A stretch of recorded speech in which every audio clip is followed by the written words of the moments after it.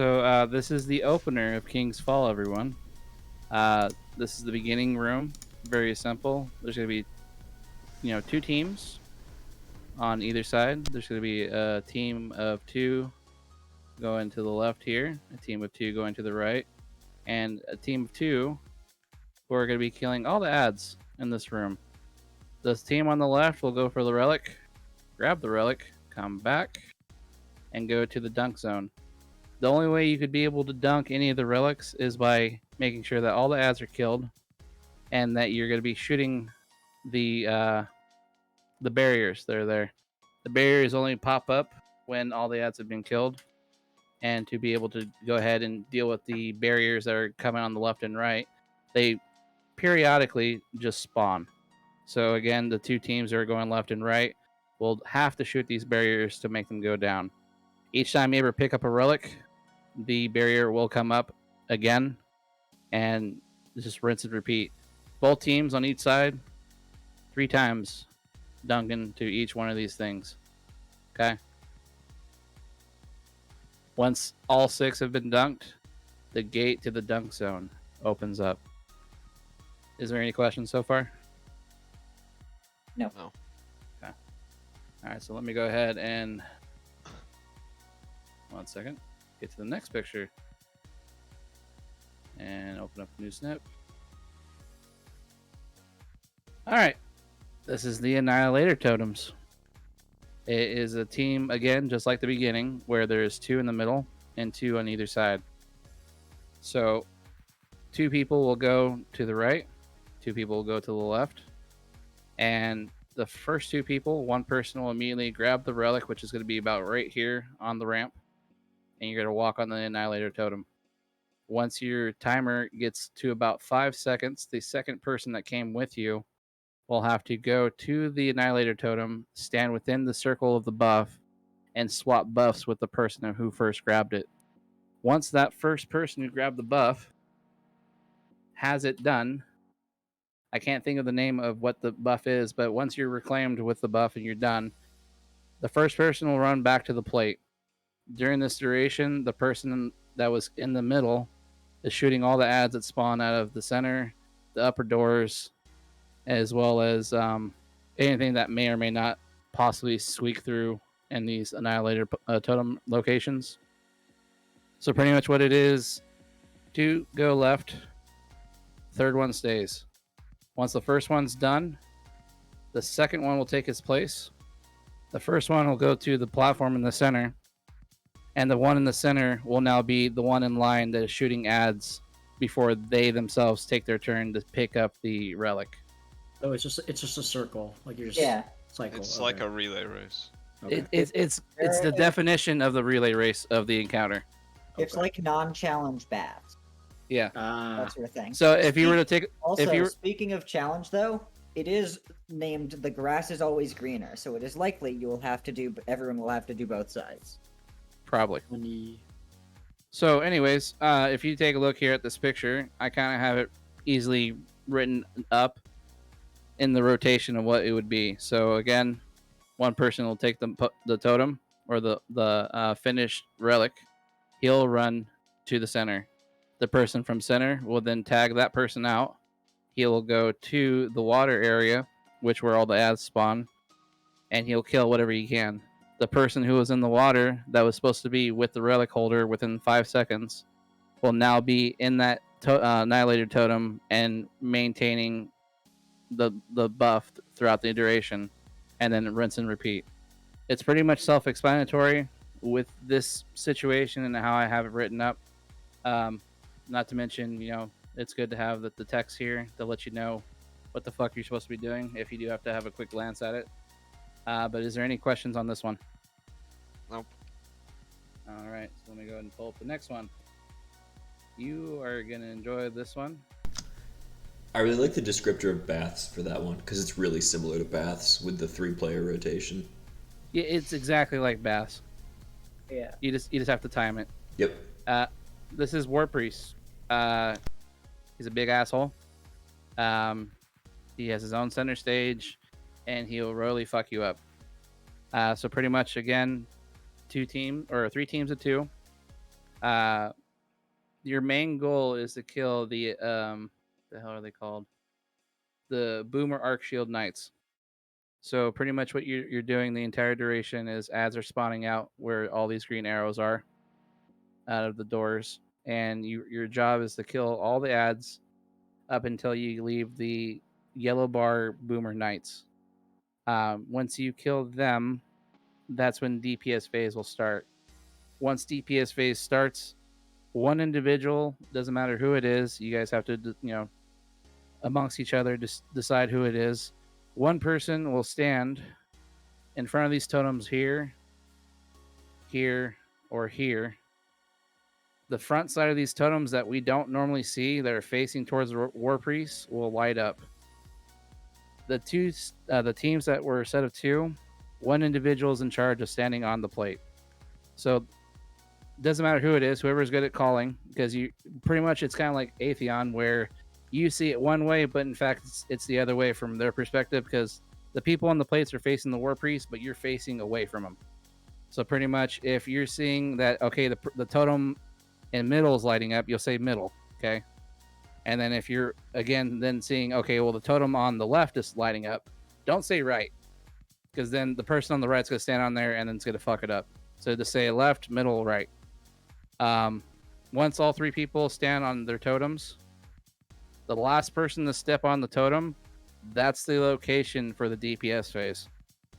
And then when it comes to DPS phase, the last person who stepped on the plate now has the War Priest buff.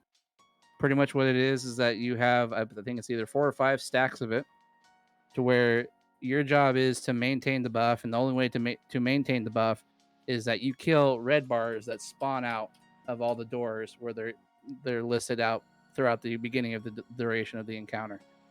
Once you kill an ad, the timer resets and it takes a stack. So pretty much the best thing you could do if you have the relic is to at least prolong the timer as long as you can, just like if you were to do the same thing for Ribbon's Heart. Instead of, the last person walks into the light at the very last second and then refreshes the timer. Same exact mechanic, except you're going to be doing it with shooting red bars. Then once the timer is gone and the stack is gone and there's no more relic, then that's the end of DPS phase. When DPS phase ends, hide behind the totem. This fucker is pretty much going to flash you, and you're going to die if you're not standing in the shadow of the totem. It's pretty much a rinse and repeat for all three. If you do not do it within 3 phases, you will die and wipe. Biggest thing, and I don't know if y'all can probably see this in this picture. Everyone say this with me. Don't kill. Don't kill. The fucking Adept Acolytes. The fucking Adept Acolytes. They will buff all other Acolytes. They will buff all other acolytes. With Ogre Beam Guns. Shoot the Adept Acolytes. Don't do that. So pretty much if you kill that Adept Acolyte before you kill the other ones, it literally sends out a shockwave amongst all the other enemies in the area. And imagine fighting 5 or 6 Acolytes with an Ogre Beam. They will kill you. They will fuck you up. Don't do it. But again, with this picture here, it pretty much tells you everything you need to know. The order of how this encounter works, as well as who you're going to be expecting to fight. At least this is how it was during D1. Subject to change. We don't fucking know shit. One of the phases at the very end, if you do Totem 1, Totem 2, and the last Totem, normally everything, I don't know if it was by default, it could have been just a challenge mode of the encounter back in D1, but everything turns into a taken phase. So pretty much he'll learn the Hobgoblin taken enemies where they shoot the fucking darts at you. He'll learn that skill and shoot that shit at you no matter where you are at every chance he can. But all the enemies turn into Taken. So then they'll turn into Taken Knights, Taken Acolytes, Taken Wizards. And yeah, that's pretty much it. Any questions on this one? Nope. Speaking of D1, do you remember what the D1 challenge was? Because the name for it in the Triumph is Devious Thievery, and hell if I know what the fuck that means for this. Honestly, I couldn't tell you. I mean, if I remember correctly, it was a matter of I think it was you have to use all 3 totems. You couldn't skip. I think that was the default challenge. I could be wrong. The only other thing that I could possibly think of what they may change is how the relic operates in this encounter. Which, if it does, that might be fucked up, because if it's devious thievery, the only thing I think of is you're stealing the relic away from the war priest. I'm going to guess that they've altered the relic in some form. The stand together and kill one ad doesn't seem up to D2 standards anymore. No. Yeah. But we'll see. But we don't know. It's all subject to change. Yep. Anything else? Totem go boom. Yeah. Totem go away. You run away. He shows his ass to you. You hide. You don't see And that. His ass breaks the totem. It's His too ass strong. breaks the totem. He kills everyone. Too thick. Too dummy thick. All right. We're gonna go ahead and open up the next one. Golgi. Golgarath. So pretty much what it is everyone comes into this room. There's going to be a total of 6 cum bubbles in a sphere hanging from the roof. Those are your DPS spots. To be able to start the encounter, there's one gigantic one in the center, in the very back. You shoot it, it goes bloop, and then he's like, I'm hungry, and comes out, and then realizes there's no more cummies for him to eat. So then he gets angry, he starts shooting at you, and he calls all his friends to come out all over the fucking place. Real mad, real angry. Pretty much what this is for this encounter is once the encounter starts, you have to kill all the ads. And again, same thing like last time, there's going to be a mixture of acolytes, thrall, and then also the adept acolytes. Don't shoot them. They will kill you. Don't do it. Don't even think about it. Just make sure everything else is dead before you kill those. So pretty much after you wipe everything out of the room, you then have to distinguish who's going to be gaze holders. How it was in D1, there was going to be 4 people who would jump down into his little court down at the base of the map, and those individuals would then shoot one of the cum bubbles. The cum bubble will drop onto the ground, and then you would have to step into it. And then from there, during the duration of the buff being on the ground, you would shoot him in his little cum belly. Pretty much what it is that the 2 gaze holders, one will be on the left side, one will be on the right side. One person has to maintain his gaze, which then he'll shoot these Axion darts. I don't know if you see these. It took me a long time to make these Axion darts, but these Axion darts will come flying at the one person that's facing in front of Golgarath, and this person who's going to be here has to shoot those orbs and pretty much stay alive. The other person will be on the other side, and it will shoot him in the back. So just like how Caretaker is in the encounter for people who are in charge of making sure that he doesn't get to the center relic before he wipes everyone, you're pretty much juggling the gaze between each other. The biggest thing for the gaze holders is positioning. So if, let's say, the team that wants to start DPS, they're going to be starting at the front bubble. Okay. The individuals who are going to be there, the one relic holder should be here. The other one should be here. Because by the time this person needs to swap, Golgarath will turn facing this way and then face this way towards the other relic holder once he shoots him in the back. By that time, the 2 gaze holders should be maintaining between each other and telling each other what their timers are. Let's say by 5 seconds, everyone who's at the ground level doing DPS, you need to start shooting and priming your next cum bubble to step in. Because the only real way to do damage to him is by shooting him in the stomach. And everywhere else is very minimal damage. So pretty much what you're going to do is one person's taking the first gaze, the second one's going to prep it. The second person who's going to prep it will be told by the first person at like 5 seconds to take the gaze. By that time, you can shoot the bubble and the DPS team, shoot the bubble, stand in it, and shoot them in the gut. And pretty much what you're going to do is you're going to juggle between each one of these bubbles. So, left, right, left, right, left, right. So boom, boom, boom, boom, boom. The biggest thing that you have to worry about while you're in DPS team is that when you do stand in the bubble, you have to realize that just like in Atheon, one person will get the debuffed where you'll just explode like a cursed thrall. So the main part of the DPS phase is that you're grouped up together and you're supposed to blast them in the gut. Okay, well, if you're so focused on blasting them in the gut and you don't realize that you have that debuff to where you're literally a ticking time bomb, you may wipe your team.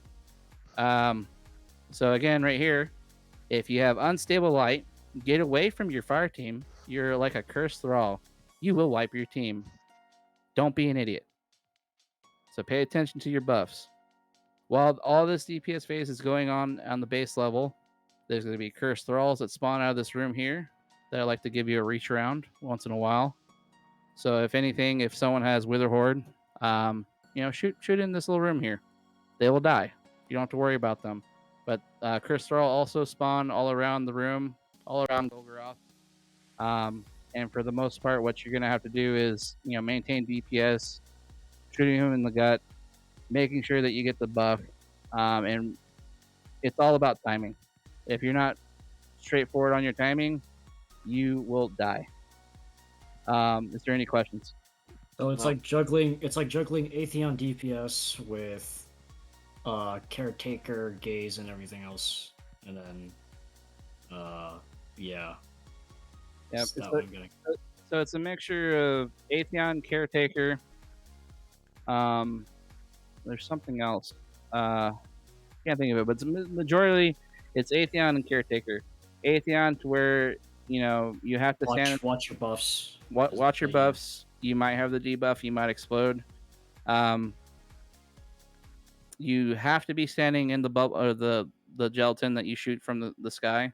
If you're not standing in that, you will do absolutely no damage, as well as making sure that you watch your surroundings. Otherwise, you'd be like, "Oh, we almost got him," and then two cursed thralls walk up behind you and kill you. Does the person with unstable light die after they detonate?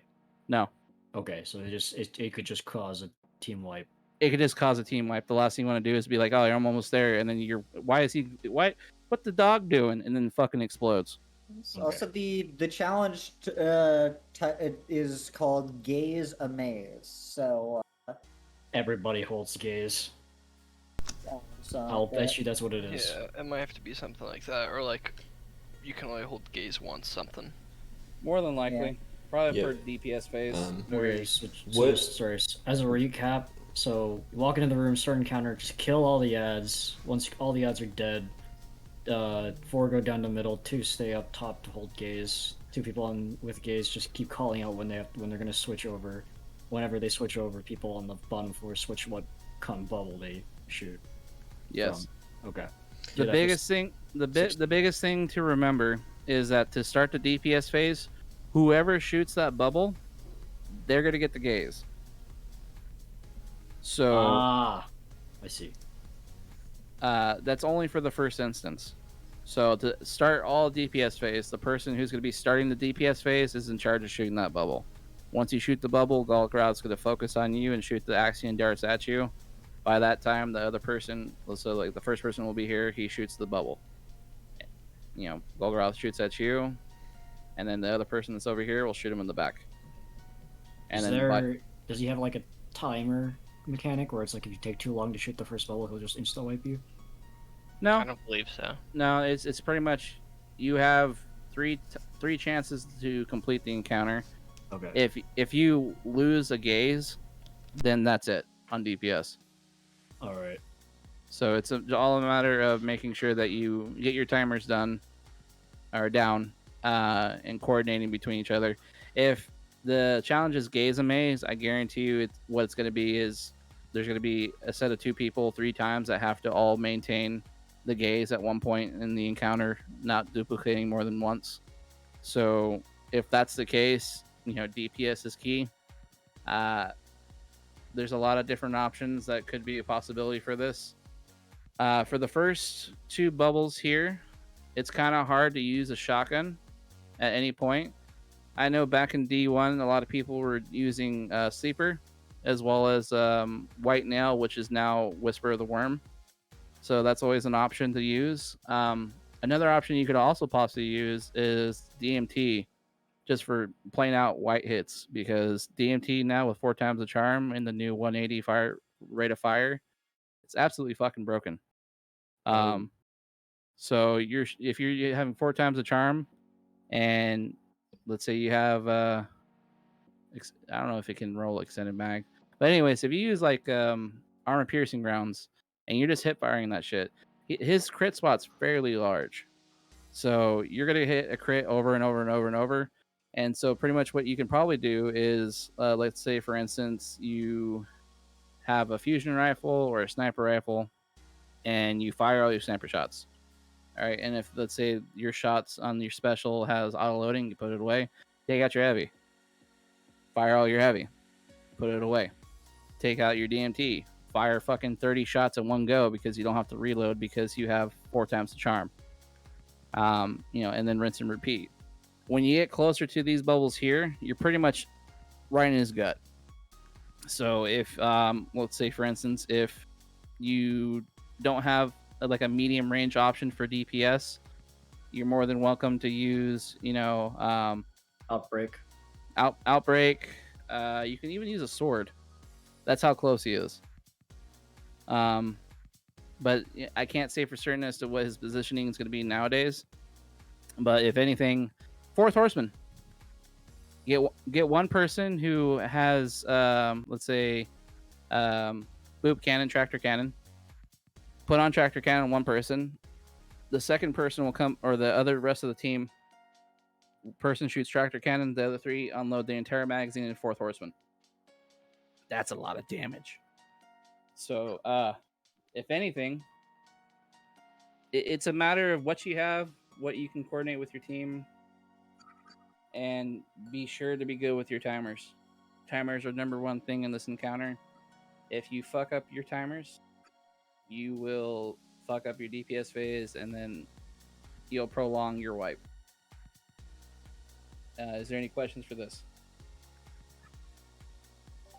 A note, DMT does not have any mag extending perks. Okay, so whatever you can put on, for DMT. Flare, maybe. Yeah, I mean, 4 times the charm is probably your best option for sustained long firing damage. But yeah, anything else? Anyone else? Everyone good on this one? Why don't we just shoot Adept Acolytes?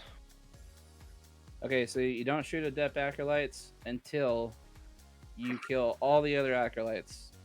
I don't know if you were here for War Priest. So pretty much, if you shoot an Adept Acolyte before wiping any other Acolytes within the area or vicinity around the Adept Acolytes, they give them a buff to where they literally have an ogre gun in their hands. Yeah, I remember that now. So don't shoot them. If you do, make sure everything else is dead around it. Yeah. But then again, just like in War Priest, when you get further into the encounter, everything becomes taken. You get taken acolytes, taken thrall. The only thing that doesn't get taken is the curse thrall. But other than that, everything pretty much on this picture here, it's all in order. Gaze holders will start DPS phase. Gaze holders will juggle gaze routine, front facing, rear facing of Golgoroth. One person will shoot phalanx start orbs. The other will shoot his back when timer gets low. DPS phase is as long as you can hold the gaze between all 6 orbs of reclaimed light. It's pretty self-explanatory. Anything else? And you get 3 DPS phases, right? Yes. Okay. Any other questions? I'm gonna go ahead and mute you. Thank you. Yeah, thank you. It's got a helicopter in the background. All right. So I'm gonna go ahead and start the next picture. These pictures are only gonna get completely more convoluted as they go. I will say your Golgoroth is beautiful. Thank you. Yeah. Is it from Smiling Friends? It kind of looks like a frog. I like it.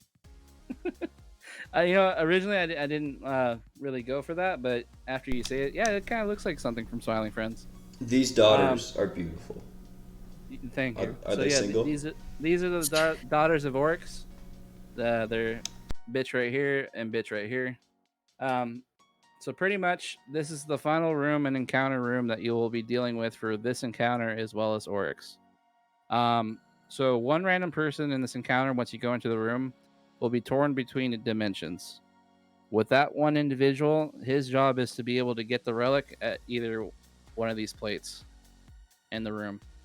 So pretty much what it is that 4 people, after the person is decided who's torn between dimensions, 4 people have the job of being on the plates. The plates are the most important part of this aspect of this encounter because you will define a wipe and you will define you beating it. So the rule of thumb is no matter what you do, if you're getting the relic, it's always going to be to your left. Just like Beyonce says, counterclockwise, Beyonce says to the left, go to the left. So let's say, for instance, you come into the room, you spawn in over here. Okay, so these are the back plates, these are the front plates, and let's say, for instance, that the relic is right here. Does anyone want to tell? Anyone in the class want to tell me which which plate you're going to be stepping on to get that relic? Anyone? What, a number? So is it going to be the? So that's why I have a compass here. Is it going to be the back west plate, or is it going to be the back east plate, or is it going to be the front east plate? You tell me. Front west. If the Or am I relics, retarded? if the relics on front west, which one are you going to start to get Oh, to you're that gonna relic? start on That was back west, yeah. Okay, yeah. So you're going to go. The first plate will step on its plate, and then this is where the numbering comes in. So plate 1 will go on, then plate 2 will go on, plate 3 will go on, and then plate 4 will go on. So pretty much what it is plate 1 and the relic holder or runner will go on plate 1. Once 1 is called, 2 will go on, then he'll call, and then when 2 is called, go to 3, he'll call, and then go to 4, and then they'll call. Once you're doing that, pretty much when you get on your plate, there's going to be ads spawning everywhere here, middle, behind you. I can't recall if the ogres are in this or not. I don't think they are as of yet. It's pretty much a warm-up encounter to the final boss room to where you don't have to worry about ogres yet. It's pretty much getting down your plate timing. and challenge is named under construction. So that's pretty something with plates. Yeah, so it's definitely going to be making sure that you build your plates appropriately in the right way, because the last thing you want to do is, okay, I got 1 and then fucking 3 gets on. The platforms will not line up, and the relic runner will not be able to get the relic, and then pretty much you all have to reset. Relic 1 has to get off, or plate 1 has to get off, plate 2, and then plate 3 and plate 4 has to get off. You literally have to stop what you're doing and restart. And everything's on a timer. These bitches here, if you ever did the Death Singer in Crota, you have a very short time to run around the room and kill them. Or get the relic. The relic that you're grabbing will allow you to survive because it will put a bubble around you. And it will pretty much guard you from the wipe mechanic. So I think I want to say, I believe it's a minute and 50 seconds or 40 seconds per rotation. It's a very short time. So that's why it's very crucial that when you get on your plates, you call them out and you jump in the right order. The reason why I made these little rectangles, okay, they're kind of like the actual plates are kind of like this, okay. It's a circle in the center, and then it has rectangles all around. If you're going to be a plate runner, jump right here and get ready to jump on your plate. Don't do high jump. Don't do, if you're comfortable maintaining your jumps, the shorter your jump, the better, because the relic runner is going to be running the entire fucking time. He has no time to wait for you to say, oh, wait, fuck, I didn't get on my plate, because then he's going to fall off. And then it's going to fuck it up. And then you have to reset all over again. And again, you're on a very short timer. If you do not get that relic before one of these bitches kill you, or their timer or their white mechanic goes off, you will die, and you'll be bashing your head in because motherfucker at 1 didn't get on the same plate at the same time as number 2, and then 3 didn't get on in the right order because 4 got on first before 3, and 3's an asshole and he doesn't know what the fuck he's doing, and then he gets mad at 2 and he's like, well, you're some piece of shit and you don't know what the fuck you're doing, and then everyone's sitting here for fucking 3 hours because they don't know how to fucking do to the left in times. So don't do that. Yeah, don't use blink, don't use like high jump, don't use anything weird like that. Just fucking don't fuck up. Just own your shit, jump on your shit, and call out your plate. Don't pull a Spooky. Sorry, Spooky, if you watch this later, and go put your plate away in the middle of the fucking encounter. It's not going to work. Okay, you to those who are new, long story short, Spooky was in a GM, last person alive, and he just went AFK. He had to put his plate away. Don't be Spooky. Don't put your plate away. Your plates are in the game. Maintain your plates here. Okay? These are your bread and butter. This will make you not wipe. This will get you the encounter done. And for the love of God, know your fronts and know your backs. That's why I kept this fucking compass here to tell you what's north, which is front, and what's south, which is back. Because I couldn't tell you how many times during LFGs when I used to Sherpa this back in D1, they got the front and back plates mixed up all the fucking time. Granted, I'm not saying anyone's going to do that here, but to eliminate the chance of stupidity, know your fronts, know your backs, and if anything, have this picture open while you're doing the encounter. Because you know what? This whole thing tells you everyone's job and what you're in charge of. What the runner's supposed to be doing, what the plate people are supposed to do, what the ad clear are doing. And again, right here. Everyone read this with me. I'll unmute you, KZ. Please maintain your mic. Everyone ready? Ready? Do not leave your plate Leave your plate. for any reasons at all. For any reasons at all. You jump off your plate, You You jump off your plate. you will wipe. You And will everyone's- wipe. Everyone's gonna wonder what the fuck happened. Who didn't do on their plate right? Who did it? And then someone I don't know. And then someone gets real fucking quiet because they don't want to admit shit. So pretty much again, one person gets the torn, one person's the runner who is torn. The relic will randomly spawn anywhere in the room. I'm gonna quiz you guys again, okay? So let's say the relic spawns the back right plate. Where is the runner supposed to be going? Front east. Front right, North. Mr. Teacher, sir.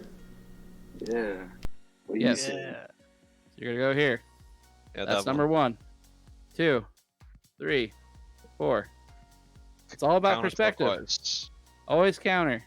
If you see it here, pretty much, if you're going to be the runner, you always want to see the relic to your left. It's always going to be opposite of you. If it spawns here, you're going to be here.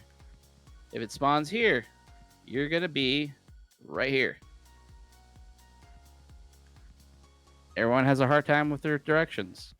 If you're horrible with directions without a GPS, for heaven forbid, do not be in my fire team. I will kill you. Any questions? If I perform a single jump on the plate, will that wipe us or no? Don't risk it. Okay. From what I remember, it does not. It doesn't, but we also are dealing with 24-hour Changes. run of It changes as well. there's changes. We don't know how the servers are going to maintain. They could say, oh, well, you jumped off for too long, but in fact, you only jumped for like a millisecond. Don't try it. Just don't. Capiche. Maintain your life.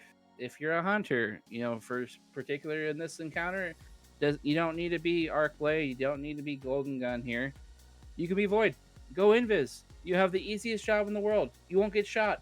Just stand on your plate. If you're a Titan, put up your wall. You will not get shot. The only person you really have to worry about is these snipers that are literally outside of the map shooting in. And it's one Are we allowed fucking... to kill those or not? Yeah, you can Yeah. kill them. They're just Just run vandal scout. snipers. Okay.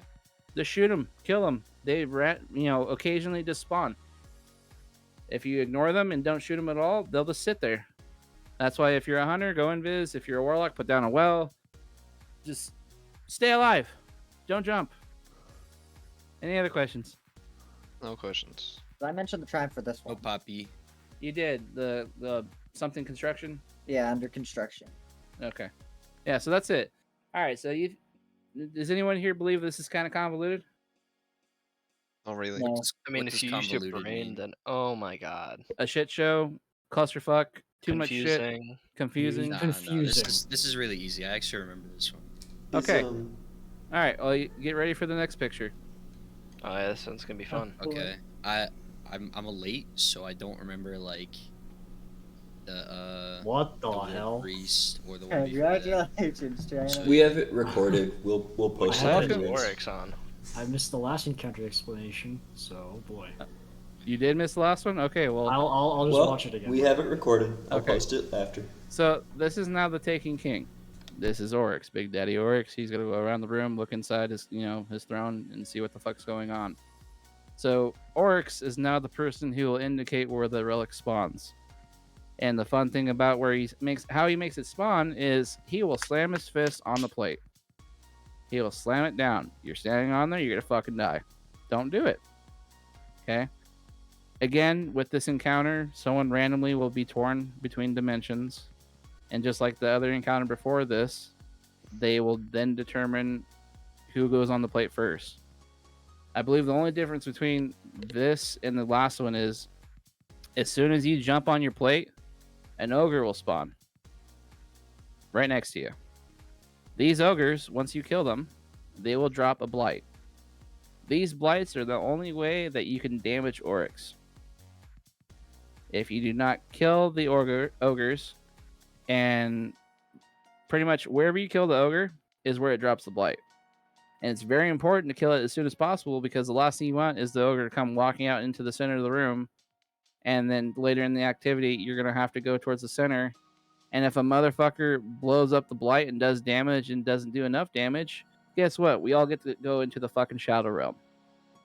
So it's very important to kill your ogre as soon as possible. When you kill your ogre and it drops the blight, do you have to kill the blight too? No. No. Okay, so what happens is everyone gets on their plate. So the first person, okay, so let's say Oryx slams on this plate, okay?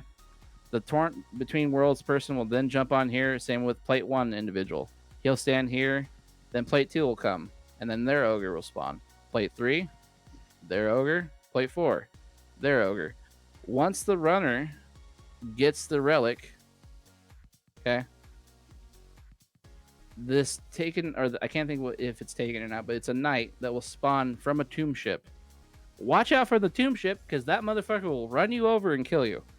Okay, it's literally no more than a double jump's length above you, but the tomb ship will spawn with a knight that has a relic. The runner's job is to grab the relic, run to the knight, steal the relic, and his job after that is to go straight to the center. Reason B is because once everyone who is on the plate and they've killed all their ogres, okay, their blights drop all over here. So let's say you kill the ogre immediately, okay?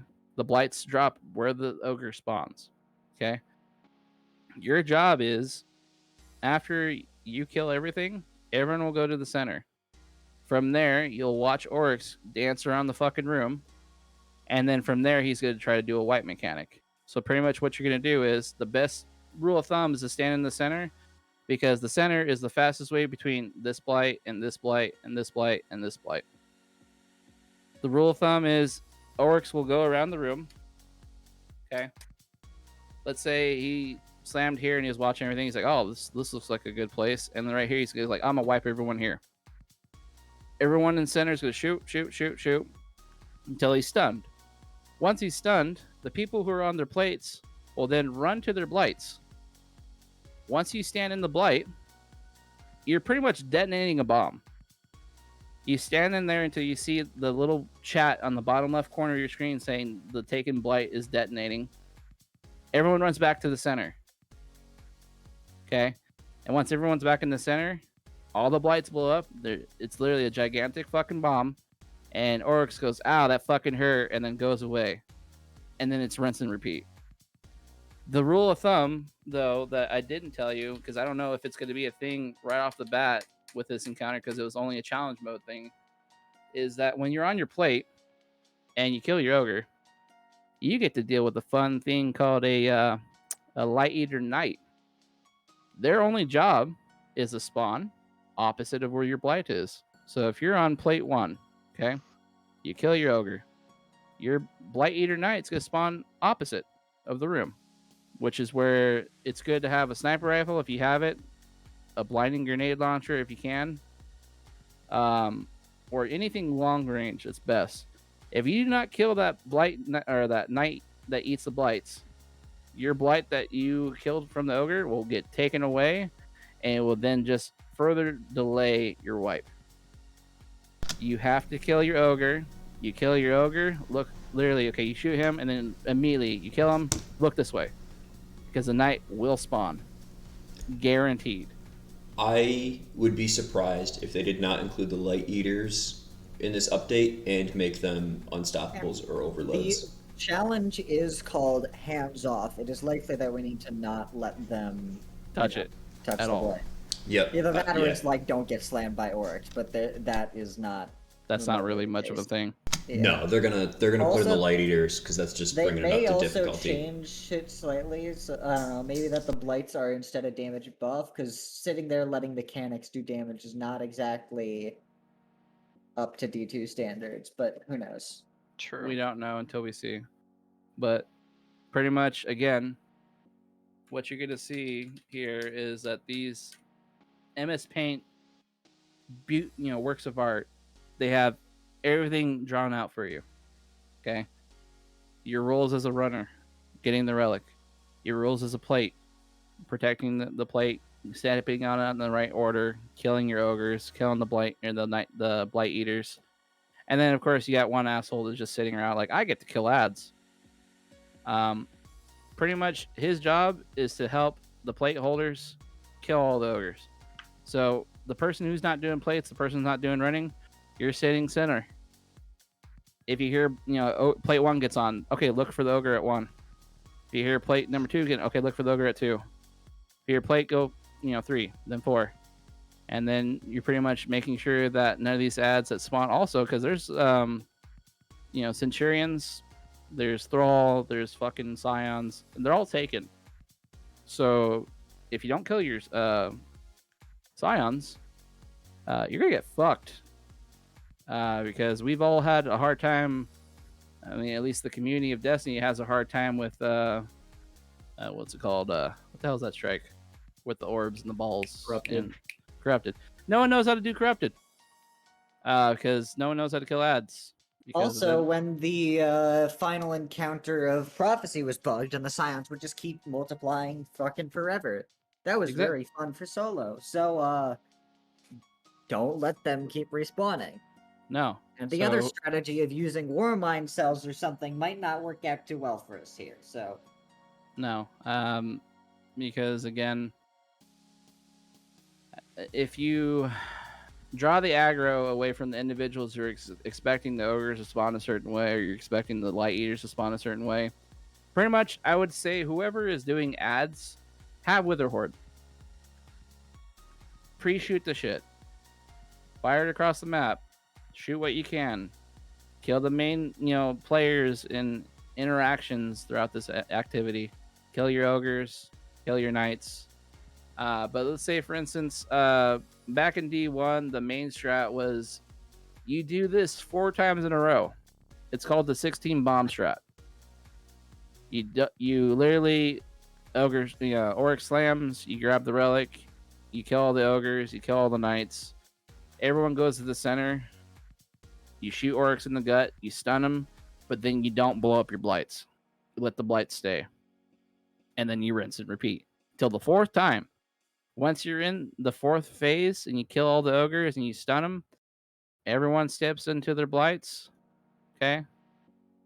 All 4 of the bombs at each one of these ogre positions blow up. You will immediately put them in last stand.